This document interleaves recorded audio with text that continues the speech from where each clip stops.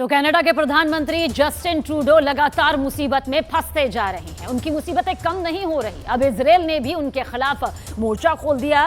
तो वहीं मोदी की बहन कही जाने वाली करीमा बलोच के समर्थकों ने भी कनाडा के अंदर ही ट्रूडो की घेराबंदी कर दी है। भारत पर आरोप लगाने के बाद हर दिन कनाडा के अंदर जस्टिन ट्रूडो की हालत खस्ता ही होती जा रही है।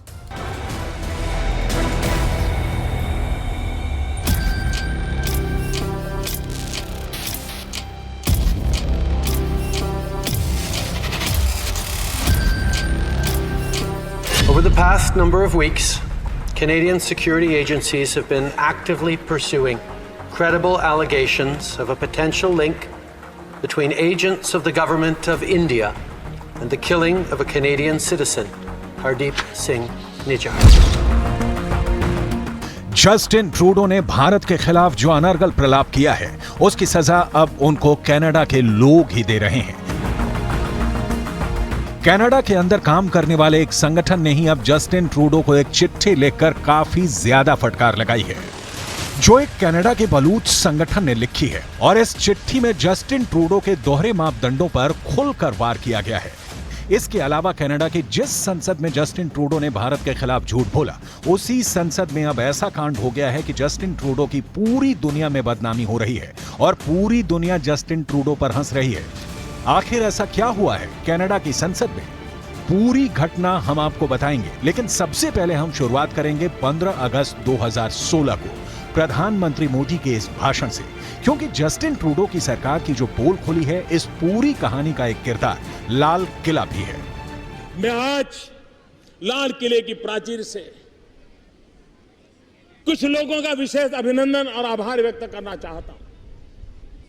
पिछले कुछ दिनों से बलूचिस्तान के लोगों ने, गिलगिट के लोगों ने, पाक ऑक्युपाइड कश्मीर के लोगों ने, वहां के नागरिकों ने जिस प्रकार से मुझे बहुत बहुत धन्यवाद दिया है, जिस प्रकार से मेरा आभार व्यक्त किया है, मेरे प्रति उन्होंने जो सद्भावना जताई है, दूर दूर बैठे हुए लोग, जिस धरती को मैंने देखा नहीं है, जिन लोगों को विषय में मेरी कभी मुलाकात नहीं हुई है, लेकिन ऐसे दूर सुदूर बैठे हुए लोग हिंदुस्तान के एक प्रधानमंत्री को अभिनंदन करते हैं, उसका आदर करते हैं, तो वो मेरे 125 करोड़ देशवासियों का आनंद है, वो मेरे 125 करोड़ देशवासियों का सम्मान है।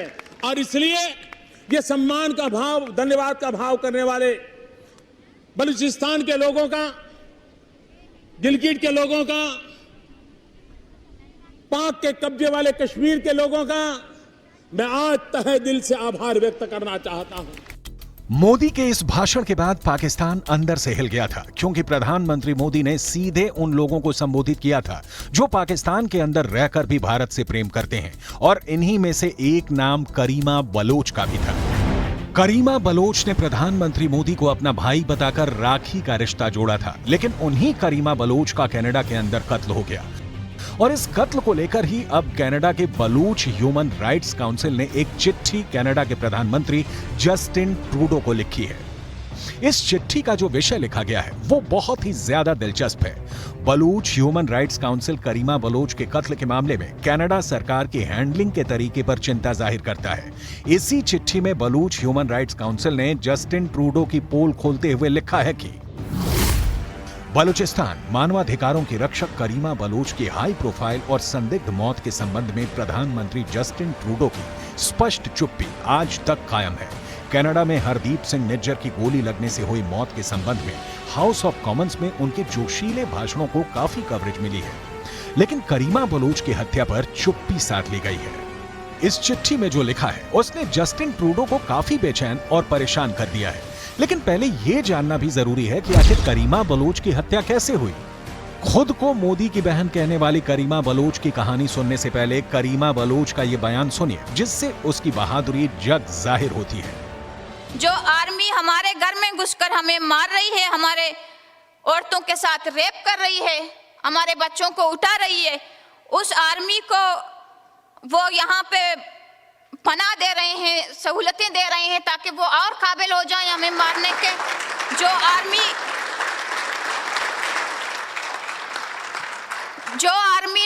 1970 को बांग्लादेश में वार क्राइम्स में मुलव्वस रही है, जेनोसाइड में मुलव्वस रही है, लाखों बंगाली औरतों की असमत दरी करने में मुलव्वस रही है। वही आर्मी वो 1948 से बलूचिस्तान में कर रही है। वही वार क्राइम, वही जेनोसाइड, वही इज्तिमाई कब्रें, वही हमारी औरतें गांव में घुसकर औरतों को हेलीकॉप्टर के जरिए उठाकर उनको अपने आर्मी टॉर्चर सेल में रखकर उनको सेक्स स्लेव के तौर पर यूज कर रही है। वही आर्मी इकरा खालिद की आर्मी जिसे वो तहफ्फुज़ देना चाहती है। करीमा बलोच के पास ना कोई बंदूक थी, ना कोई मिसाइल, लेकिन वो पाकिस्तान की आर्मी के खिलाफ बोल रही थी। करीमा बलोच पाकिस्तान की आर्मी की उन सारी काली करतूतों और कच्चे चिट्ठे को दुनिया के सामने रख रही थी जिससे दुनिया अनजान थी, और यही वजह थी कि पाकिस्तान की आर्मी और आईएसआई ने करीमा बलोच को टारगेट पर ले लिया। साल 2005 में करीमा बलोच को पहली बार बलूचिस्तान के अंदर उन लापता और गायब हुए लोगों के लिए विरोध प्रदर्शन करते हुए देखा गया था जिनको पाकिस्तान की सेना ने उठवा लिया था और मार दिया था। धीरे धीरे पाकिस्तान के अंदर करीमा बलोच बलूचिस्तान की आवाज बन गई थी और ये पाकिस्तान की सरकार को बहुत चुभ रहा था। आखिरकार 2015 में करीमा बलोच कनाडा भाग गए ताकि अपनी जान बचा सकें, और फिर कनाडा से ही उन्होंने बलूचिस्तान की आवाज को बुलंद किया। बलूच कार्यकर्ता ये दावा करते हैं कि पिछले 20 सालों में पाकिस्तान की सरकार ने 55,000 बलूच लोगों को गायब करवाया है या उनको किडनैप कर लिया है। 15 अगस्त 2016 को जब स्वतंत्रता दिवस के मौके पर प्रधानमंत्री मोदी ने बलूचिस्तान के लोगों की आवाज को बुलंद किया था, तब 19 अगस्त को करीमा बलोच ने ही लंदन से प्रधानमंत्री मोदी को रक्षाबंधन के दिन एक पैगाम भेजा था। उन्होंने खुद को मोदी की बहन बताकर गायब हुए बलूच लोगों के लिए आवाज उठाने का जिक्र किया था।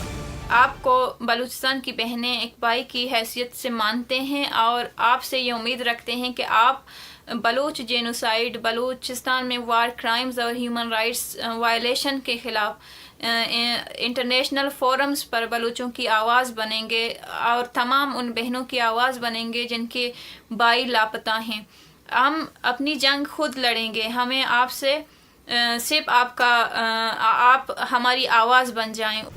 लेकिन ये सारी बातें पाकिस्तान की आर्मी और आईएसआई के खूंखार जनरलों को बर्दाश्त नहीं हो रही थी। आखिरकार कनाडा के अंदर रणनीति के तहत पाकिस्तान के अपराधियों को बसाया गया और फिर ऐसे ही अपराधियों ने 22 दिसंबर 2020 को करीमा बलोच की हत्या कर दी।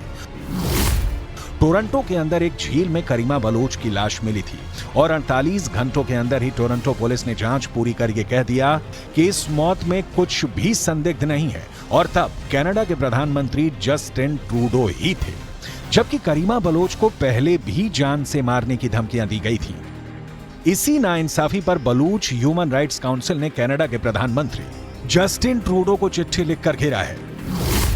इस संस्था ने लिखा है कि करीमा बलोच की असामयिक मौत जो संदेह में घिरी हुई थी, लेकिन टोरंटो पुलिस ने 48 घंटों के अंदर ही बहुत तेजी से यह निष्कर्ष ले लिया कि घटना संदिग्ध नहीं, सामान्य है। करीमा बलोच को आईएसआई से मिली गंभीर मौत की धमकियों के बारे में कनाडाई सरकार और टोरंटो पुलिस को अच्छी तरह से जानकारी होने के बावजूद भी ऐसा हुआ और इस पर चुप्पी बनाई रखी गई।